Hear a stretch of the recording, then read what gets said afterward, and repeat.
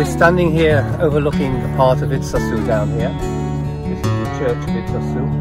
Beyond that there is what is called the Pas de Roland, where we'll go afterwards, which really Nive runs along. It's the Nive in French, or they're all being passed. And we'll be looking at the Pas de Roland itself and the famous rock where Roland was meant to have cut a hole. Outside the church in Itxassou here, it's a 17th century church. It is very interesting history and a very interesting name as well.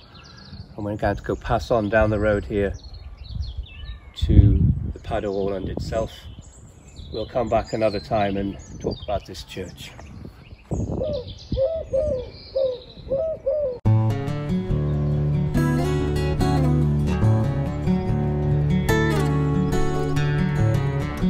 This is Itxassou. This is the River Nive or the River Normandie. The church is here and the Pas de Roland is here. And this Nive goes eventually over to Saint-Jean-Pierre-de-Port, and this is Normandie, the mountain of the bears. Over the top of that is Spain.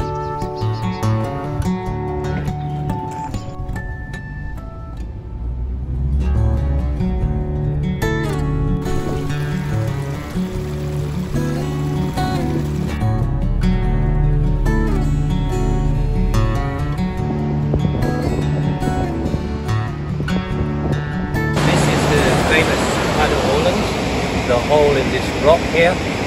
The legend has it that Roland, when he was going into Spain with Charlemagne in 778, cut this rock with his very famous sword called Durandal on his way to Spain. Okay, so in 778, when Charlemagne went to Spain via Pamplona down to Saragossa, failed there, came back again and came back via Roncesvalles. He had a defeat of his rear guard by Gascons of. In the later legend of Roland, in the Chanson de Roland, a lot of the time the death of Roland is mentioned. That is the whole point of the Chanson de Geste of the Song of Roland, in which he has this very famous sword.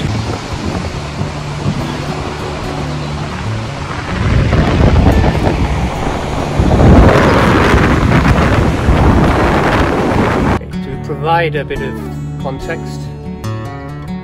We talked about Roland cutting that rock up there with his sword, which was called Durandal.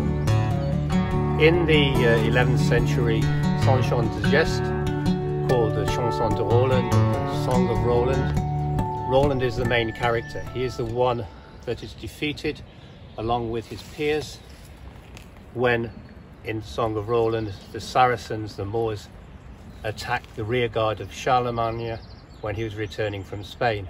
His sword is mentioned many times, and it is so, like many other swords, like Excalibur, etc., it is so strong that when he's dying, he doesn't want his sword to be captured by the enemies.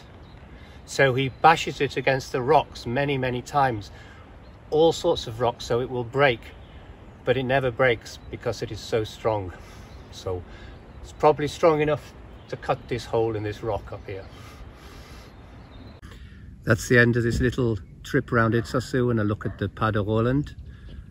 And we might return to the legend of Roland and the Song of Roland at another time.